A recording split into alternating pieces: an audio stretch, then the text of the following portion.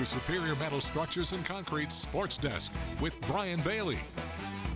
It is round one of the state baseball and softball playoffs tonight. We begin our coverage with the state's top-ranked team. Top seed D.H. Conley played host to 32 seed Willow Spring to open up the postseason in 4A East play. The Vikings were riding a 20-game winning streak. They say anything can happen in the playoffs. Conley in a thriller on opening night. Tucker Anderson 4 2/3 shutout innings with 6 Ks. All it takes in the playoffs, one big arm. Lefty Austin Fletcher was brilliant. 6 innings pitched, 9 Ks, 4 hits, and 1 run. They'll strike him out, throw him out, double play to end the frame. The only run of the game came here on a double steal. Watch Nolan Winfield read the play perfectly from third base. He hustles home for the score. Conley had a 1-0 lead. Caleb Case saved it for Anderson. He went 2 1/3, gave up just 1 hit. Here's the last out. Conley won. 32 seed Willow Spring nothing. The Vikes get New Hanover Friday night. Top seed Conley does indeed survive and advance.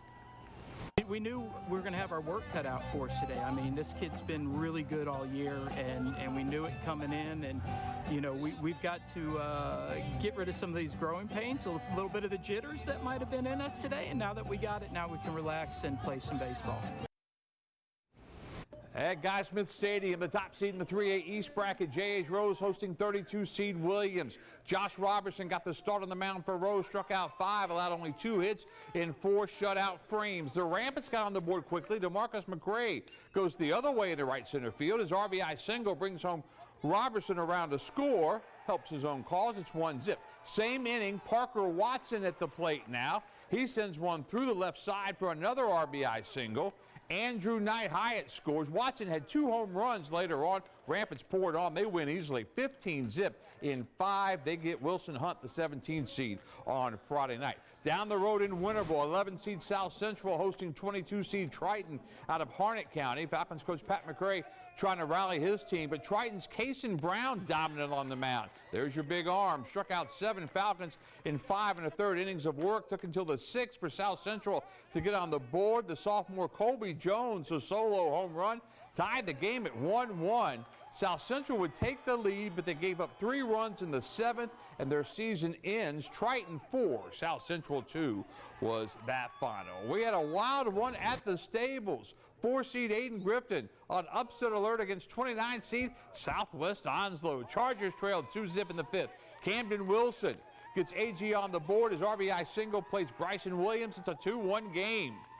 But Aiden Griffin down to their last strike in the 7th, entered John Fields. Runners in scoring position. He belts one into left field, gets by the outfielders. Jack Ewell comes around and scores the game-winning run. The celebration is on for AG. Corey Skinner's Cardiac Chargers right on to round 2. They'll host 13 seed Midway on Friday night.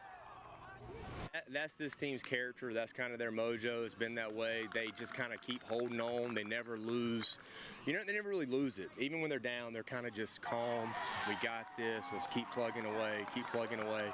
It drives you nuts as a coach sometimes because I want them just to put teams away and win games by 1,000, but this feels pretty good to win this one like this.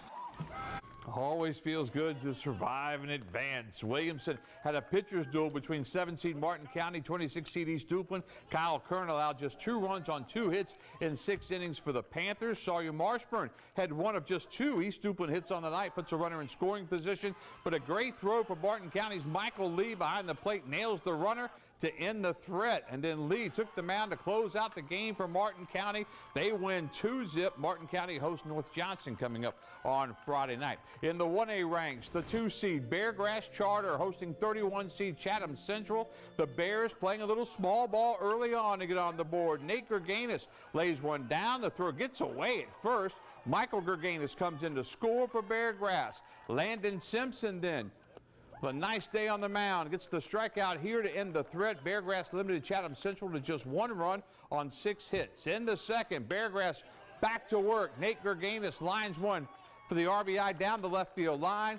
Kobe Beck scores 3-0 Bears. They win 9-1. The Bears played the winner of Falls Lake Academy in Northside Pinetown. That game was moved to tomorrow because of wet fields in the Raleigh area. To the smaller diamond now, where D.H. Conley is the number 4 seed in the 4A East bracket in softball. The Vikings played host to 29 seed Jack Britt at the Hollywood Crossroads. Conley coach Wayne Deans welcoming Jack Britt through those Hollywood Crossroads tonight. Kendall Howard was strong on the mound. She had 7 strikeouts, and she would pick up the win for Conley. But like the baseball team, they struggled in this one. Bases loaded here, and Jack Britt will give one away. Back to the pitcher, easy out at the plate. Ball gets away. Conley takes advantage, led it 1-0. Same inning. Harper Bradley with one of her 3 hits that drives in a run. Conley led it 2-0. And they win it 3-0 the final. The Vikings host Southview on Friday night. In Winterville, 6-seed South Central look to dance their way into round 2, hosting 27-seed Northern Nash. Already with a big lead, Kaylee Garner, blue spawn in the shallow right field. Check out the speed from Auburn commit Haven Roebuck.